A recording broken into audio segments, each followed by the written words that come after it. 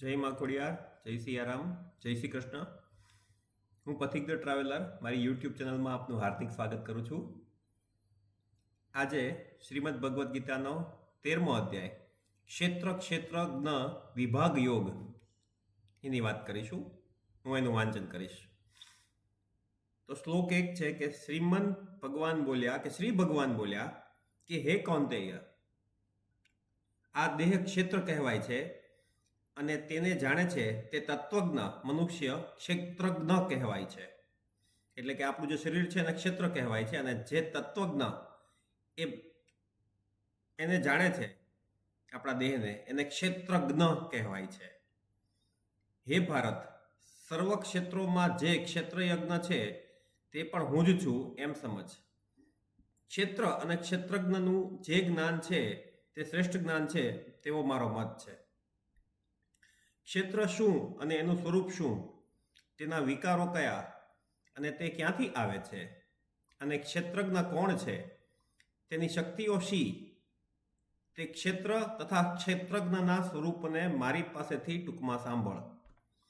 આ જ્ઞાન ઋષિઓએ વિવિધ રીતે નિરૂપેલું છે, વિવિધ વેદોએ વિભાગપૂર્વક કરેલું છે અને યુક્તિથી યુક્ત તથા નિશ્ચિત અર્થવાળા બ્રહ્મસૂત્રના પદો દ્વારા પણ વર્ણવેલું છે.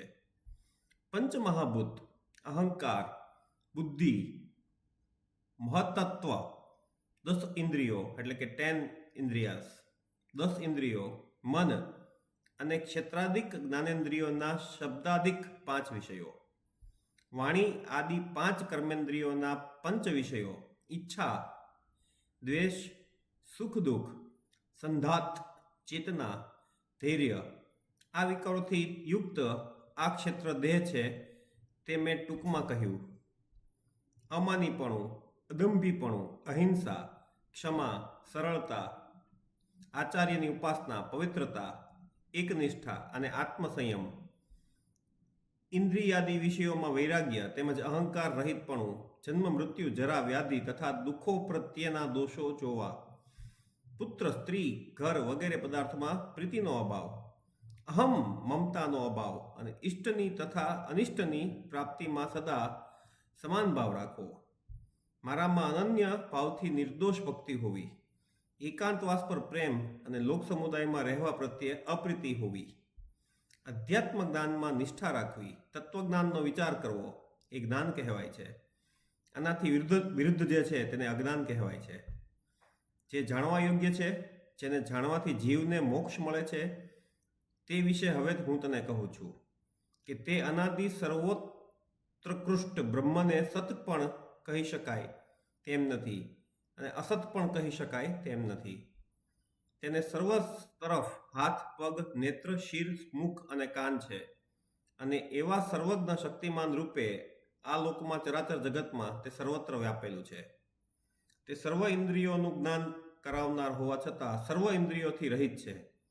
તે ક્યાંય આસક્તિ રાખતો નથી, છતાં સર્વને ધારણ કરે છે. તે ગુણ રહિત હોવા છતાં ગુણનો ઉપભોગ કરે છે. તે જ્ઞેય ભૂતોની બહાર અને અંદર તેમજ સ્થાવર રૂપ તથા જંગમ પ્રાણી સમુદાય રૂપ છે. તે સૂક્ષ્મ હોવાથી જાણી શકાય તેવું નથી તથા દૂર રહેલું છે અને અત્યંત સમીપમાં પણ છે. અને તે બ્રહ્મ સર્વભૂતોમાં એક છે, છતાં જાણે ભિન્ન હોય એવી રીતે રહેલું છે. તે સર્વભૂતોને ધારણ કરનાર, પ્રલયકાળે સર્વનો સંહાર કરનાર તથા સર્વને ઉત્પન્ન કરવાના સામર્થ્યવાળું જાણવું. તે બ્રહ્મ ચંદ્ર સૂર્યાદિકને પણ પ્રકાશ આપે છે. તે અજ્ઞાનરૂપી અંધકારની પહેલી બાજુએ છે એમ જાણવું. તે જ્ઞાન સ્વરૂપ, જ્ઞેય સ્વરૂપ તથા જ્ઞાનથી પ્રાપ્ત કરવા યોગ્ય છે. તે જ સર્વના હૃદયમાં વિદ્યમાન છે. એ પ્રમાણે ક્ષેત્ર, જ્ઞાન, જ્ઞેય તને ટૂંકાણમાં સંભળાવ્યા. એમને જાણવાથી મારો ભક્ત મારા ભાવને સ્વરૂપને પ્રાપ્ત કરે છે. ક્ષેત્રરૂપ પરા પ્રકૃતિ તથા ક્ષેત્રરૂપ અપરા પ્રકૃતિ બંનેને પણ તું નિત્ય જ જાણ તથા વિકારો અને ગુણોની પ્રકૃતિથી ઉત્પન્ન થયેલા તું જાણ. કાર્યકરણના કર્તાપણામાં પ્રકૃતિ કારણ કહેવાય છે. સુખ દુઃખોના ભોગતાપણામાં ક્ષેત્રજ્ઞ આત્મા કારણ કહેવાય છે. જ્યાં સુધી પ્રકૃતિ વ્યાપાર કરે છે ત્યાં સુધી સુખ દુઃખ ઉત્પન્ન થતા રહે છે અને પુરુષ તે ભોગવે છે અથવા ભોગવવા પડે છે. ક્ષેત્રજ્ઞ પ્રકૃતિમાં રહેલો, પ્રકૃતિથી ઉત્પન્ન થયેલા સુખ દુઃખ આદિક ક્ષેત્રજ્ઞ પ્રકૃતિમાં રહેલો, પ્રકૃતિથી ઉત્પન્ન થયેલા સુખ દુઃખાદિક ગુણોનો ભોગવે છે.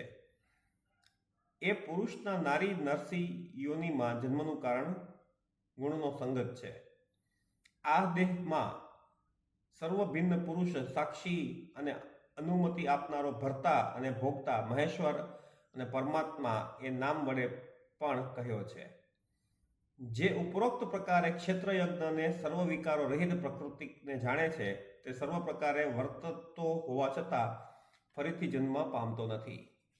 કેટલાક ધ્યાન વડે હૃદયમાં આત્માને શુદ્ધ અંતઃકરણ વડે જુએ છે, કેટલાક સાંખ્યયોગ વડે અને બીજાઓ કર્મયોગ વડે પોતામાં આત્માને જુએ છે. વળી બીજા એ પ્રમાણે આત્માને નહીં જાણવા છતાં બીજાઓથી શ્રવણ કરી આત્માને ઉપાસે છે. તેઓ પણ ગુરુ ઉપદેશ શ્રવણમાં તત્પર રહી મૃત્યુને તરી જાય છે. સ્થાવર અને જંગમ કોઈ પણ પ્રાણી ક્ષેત્રના સંયોગથી પેદા થાય છે. વિનાશ પામનારા સર્વભૂતોમાં સમભાવે રહેલા અવિનાશી પરમેશ્વરને જે જુએ છે તે યથાર્થ જુએ છે અને તે જ ખરો જ્ઞાની છે. સર્વત્ર સમભાવે રહેલા ઈશ્વરને ખરેખર સમભાવે જોતો પુરુષ આત્મા વડે આત્માને હણતો નથી, તેથી પરમ ગતિને પામે છે. તથા પ્રકૃતિ વડે જ સર્વ પ્રકારે કર્મો કરાય છે એમ જ તે જુએ છે, તેમજ આત્માને અકર્તા જુએ છે, તે યથાર્થ જુએ છે. જ્યારે મનુષ્ય સર્વભૂતોના ભિન્નપણાને એક આત્મામાં રહેલો જુએ છે તથા આત્માથી તે ભૂતોના વિસ્તારને જુએ છે, ત્યારે બ્રહ્મરૂપને પામે છે. હે કૌંતેય, અનાદિ નિર્ગુણ હોવાથી આ પરમાત્મા અવિકારી છે. તે દેહમાં હોવા છતાં પણ કંઈ કરતા નથી અને કશાથી લેપાતા નથી. જેમ સર્વવ્યાપક આકાશ સૂક્ષ્મપણાને લીધે લેપાતું નથી, તેવી રીતે સર્વ દેહોમાં રહેલો આત્મા લેપાતો નથી. હે ભારત, જેમ એક સૂર્ય આ સર્વલોકને પ્રકાશિત કરે છે, તેમ ક્ષેત્રજ્ઞ સર્વ ક્ષેત્રને પ્રકાશિત કરે છે. જેવો ક્ષેત્ર તથા ક્ષેત્રજ્ઞના ભેદને એ પ્રમાણે જ્ઞાનરૂપી નેત્રો વડે અને ભૂતોને મોક્ષને કારણરૂપ જાણે છે, તેઓ બ્રહ્મને પામે છે. ખૂબ જ અઘરો અધ્યાય, સ્પષ્ટ કહું છું કે આ ખૂબ અઘરો અધ્યાય હતો, છતાં પણ સાંભળવાથી કંઈક જાણવા મળ્યું હશે એવી આશા રાખું છું.